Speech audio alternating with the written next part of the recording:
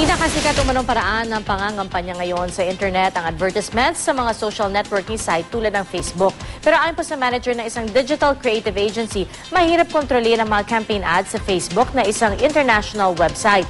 Balita hatid ni Ruth Cabal. Manager sa isang digital creative agency si Carlo. Ngayon pa lang daw marami nang kumukonsulta sa kanyang politiko para sa kanilang online campaign. May iba't ibang paraan daw para mangampanya sa internet.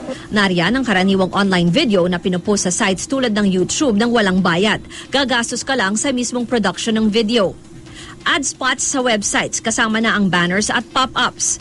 Online endorsements o ambassadors o yung paggamit ng mga sikat na celebrities o bloggers para mag-endorso ng isang kandidato.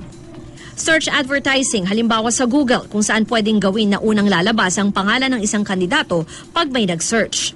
At ang pinakasikat raw ngayon, ang ads sa social networking sites tulad ng Facebook.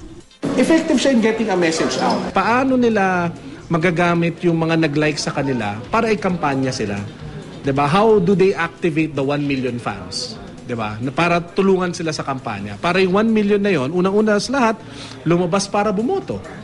Para sa isang national candidate daw, pinakamababa ang 2 million pesos na budget para magkaroon ng isang epektibong online campaign.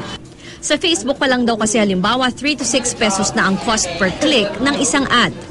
Sa panuntunan ng COMELEC may size na dapat sundin para sa online ads. Kada linggo 3 beses lang ito pwedeng lumabas kada website. Sa panig raw ng mga agency tulad din na OPLE, pwede nilang makontrol ang paglabas ng online ads sa mga local website. Ang problema, ang international websites tulad ng Facebook.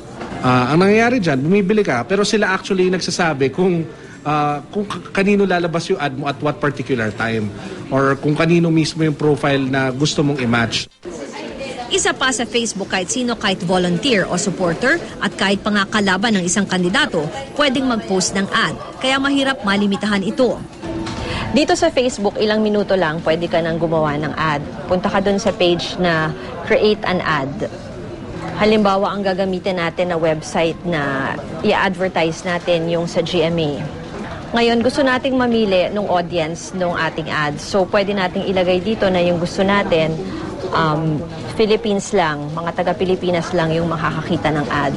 So, ibig sabihin may over 30 million na nasa Pilipinas na nasa Facebook.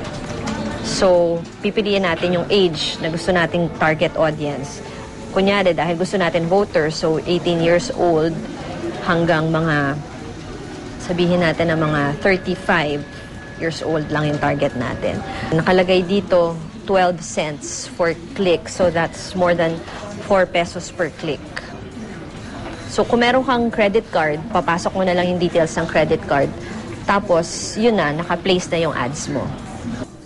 Mismong ang COMELEC aminadong mahihirapan silang ma-monitor ang online ads. Ituturing na lang daw munang test case itong 2013 elections para sa mas malinaw na mga panuntunan sa online campaign na gagamitin sa 2016 presidential elections. Ruth Cabal, GMA News.